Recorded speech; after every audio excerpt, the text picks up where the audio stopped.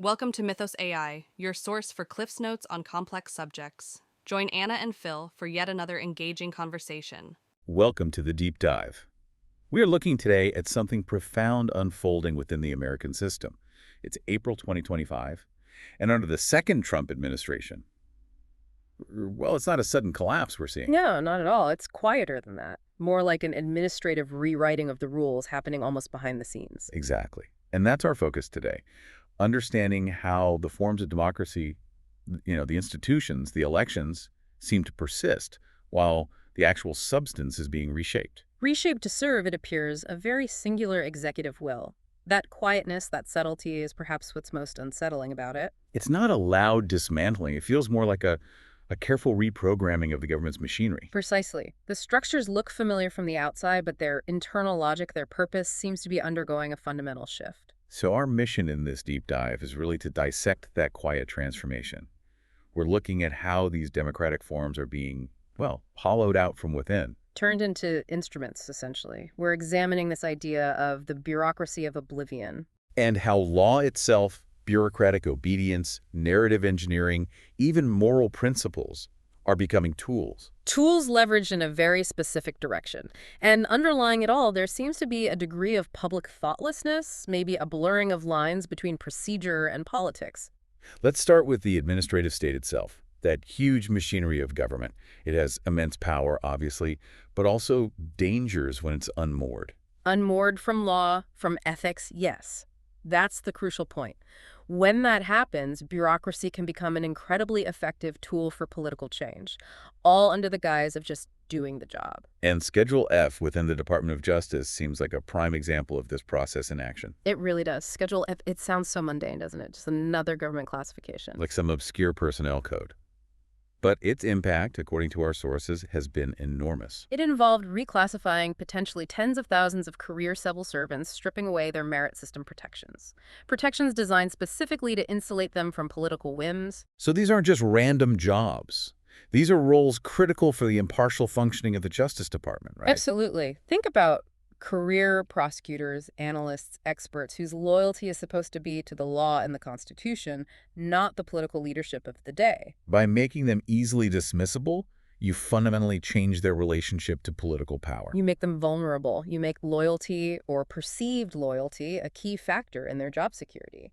The stated purpose, of course, was different. Increase efficiency, better accountability. The familiar refrains. Yes, but the actual effect seems to be a significant erosion of governance based on law and actual expertise. So the DOJ risks becoming less an instrument of impartial justice and more an instrument of personal loyalty. That appears to be the trajectory. Institutional memory, deep legal expertise, constitutional principles. These things become secondary. They might even be seen as obstacles if they conflict with the administration's agenda. It brings to mind that chilling phrase, the banality of evil. Not necessarily overt malice, but the execution of potentially profound harm through routine administrative actions. Replacing legal rational authority with something closer to arbitrary power simply by changing personnel classifications. The system gets rewired, subtly.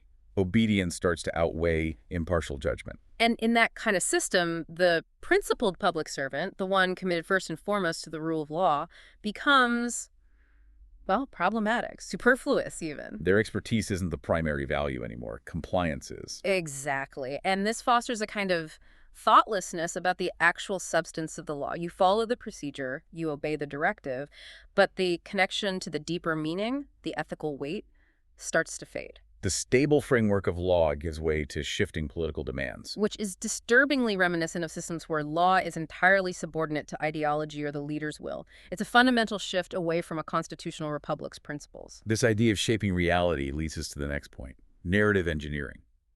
How truth itself is being managed. Yes. In systems trying to consolidate control, ideology often aims to create its own reality, one more potent in a political sense than the empirical world. So truth isn't about correspondence to facts anymore. It becomes more about performance. A mandated narrative that's sustained primarily through relentless repetition and symbolic saturation. Like the Trump 2028 merchandise and slogans we see everywhere now? That's not just standard campaigning, is it? Our sources suggest it's something different. Less about persuading voters for a future election, more about engineering reality now, acclimating the public mind. Making the unthinkable, like a third term, seem normal, inevitable even. Precisely. It's an attempt to normalize it through sheer exposure. The goal isn't really reasoned agreement. It's more like reflexive acceptance, Mhm. eroding critical judgment through familiarity. That seems to be the aim. You hear it enough, see it enough, and the shock wears off. Questioning it starts to feel like you're out of step with reality itself. The Arendt quote about ideology becoming more real than facts feels very relevant here. Extremely relevant. And the performance of belief, displaying the symbols, repeating the phrases, becomes the main way to show you're on board. It's proof of loyalty. Yes. And disagreement isn't just dissent anymore. It's framed as a failure to inhabit this required reality, a refusal to participate in the collective fiction. Which must be incredibly isolating for those who don't buy in. It fosters atomization. It isolates nonconformers and binds the compliant together through these symbols, not through genuine shared understanding or debate. So the common world, based on shared facts, gets replaced by an imposed world based on shared fiction. A fragile, imposed world, yes. And this directly impacts the public sphere, the space where we're supposed to debate these things. Because that space is also being reshaped, not just through censorship, but replacement. Exactly. It's not always about overtly silencing critical voices, although that happens. It's often more about marginalizing them, delegitimizing them, Making them seem irrelevant. and supplanting them with voices and outlets that simply echo the regime's narrative. Look at the changes in White House press access, for example. Privileging loyalist social media figures over established news organizations. That's a clear tactic. It gives the appearance of access, but it fundamentally changes the nature of the information flow. Affirmation replaces inquiry. So the goal isn't just to stop bad stories, but to control the entire information environment. To ensure that what passes for news is predominantly a reflection of the administration's perspective, not an independent account of events. Which inevitably suffocates real public debate. How can you debate without some common ground of facts? You can't, effectively.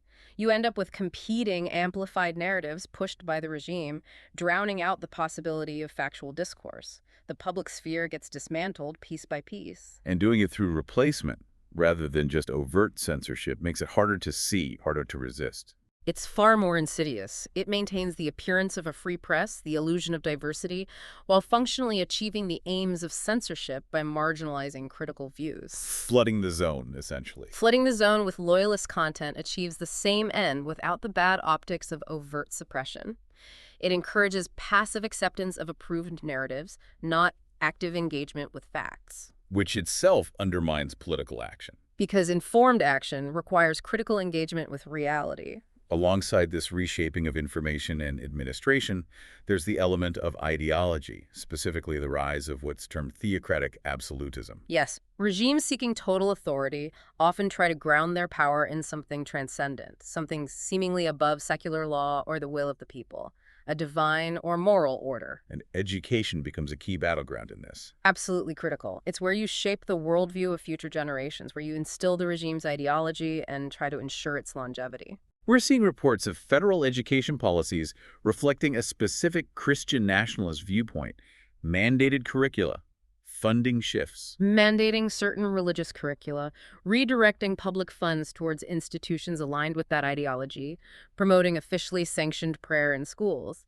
These aren't isolated incidents. They look like a concerted effort to displace secular governance. And to replace pluralism with a specific religious moral framework elevated to state doctrine. It's a fundamental challenge to the separation of church and state. Targeting education is a long game. It's about cultivating future citizens whose basic assumptions align with the regime's ideology, making the fusion of this specific religious view and state power seem natural, inevitable, unquestionable.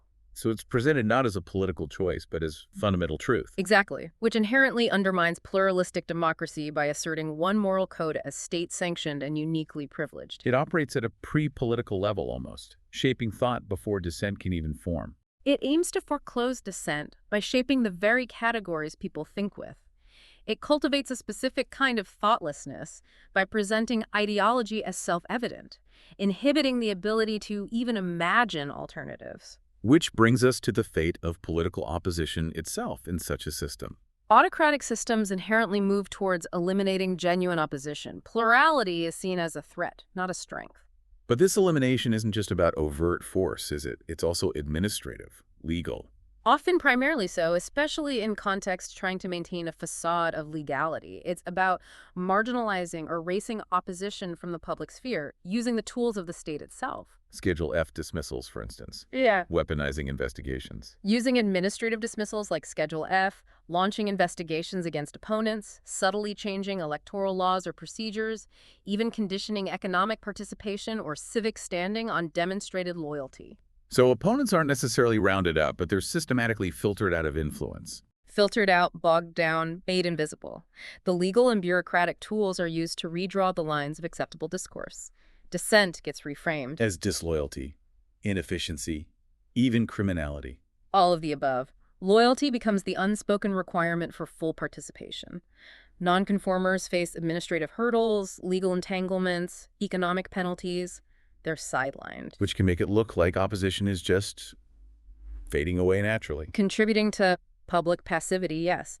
And it deepens that societal atomization we talked about, cutting connections between potential dissenters, making collective resistance seem futile. The administrative nature makes it so effective, so hard to pin down. Because it maintains that veneer of legality. You're fighting procedures, regulations, investigations, not openly battling a political crackdown. Resistance gets channeled onto administrative terrain where the state holds all the cards. And opponents are framed as legally deficient or obstructionist, not as legitimate political adversaries. Political conflict gets disguised as administrative procedure. And then there are the symbols, like Trump 2028. How do they fit into this consolidation of power? Dictatorial power rarely arrives overnight. It's often preceded by this gradual acclimation, using symbols to shift the boundaries of what's acceptable. Normalizing the previously unthinkable. Exactly. Symbols like Hail to the King imagery or the Trump 2028 merchandise, they function ideologically. They probe and erode resistance to violating core principles like term limits. They blur the lines between the office and the person, law and will. Precisely. They work to dissolve those crucial distinctions. It goes back to Arendt's point about the ideal subject being someone for whom fact and fiction blur. These symbols help create that blur. They aim to transform the fiction of permanent rule into an accepted fact, simply through repetition and normalization. Their power often lies in their ambiguity. Deniability. It's just a joke. It's just supporters being enthusiastic. That deniability allows the core idea in definite rule to circulate and embed itself culturally while deflecting direct critique. It cultivates thoughtlessness about democratic norms. Encouraging passive acceptance through exposure, not argument. The line between symbol and potential reality gets deliberately blurred. You acclimate people to the idea of autocracy through repetition, not persuasion. You mentioned earlier the similarities between regimes. Are we seeing a convergence of these tactics globally? There definitely appears to be a pattern, a kind of autocratic playbook emerging. Our sources draw significant parallels between what's happening here and Viktor Orbán's Hungary, for example. What are the key areas of convergence? 3 stand out. First, judiciary capture. Systematic efforts to subordinate the courts through loyalist appointments, rule changes, intimidation, or just ignoring rulings, making the judiciary an instrument of the executive. Second, Control over education, a shared focus on remaking education to instill nationalist, often religious ideology, changing curricula, controlling appointments, favoring aligned institutions shaping future generations' beliefs. and the third. Narrative monopoly, strategies to dominate media and public discourse. Marginalizing independent journalism, replacing it with state-controlled or friendly oligarch-owned outlets that amplify the regime's narrative and attack critics. Creating an echo chamber. A pervasive one.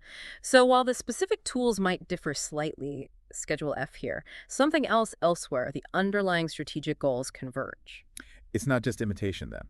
It seems more like an American adaptation of techniques proven effective elsewhere in consolidating autocratic power. It's a sobering realization about the transferability of these methods. And the vulnerabilities within democratic systems that allow them to take root. Especially under conditions of high polarization, charismatic leaders willing to break norms, and perhaps a degree of public disillusionment. Which brings us back to the public, the spectator. This administrative rewriting happened largely in the open, often framed in neutral language. Yes, bureaucratic language, national interest justifications. It wasn't hidden, but perhaps its significance was obscured. So what did people perceive?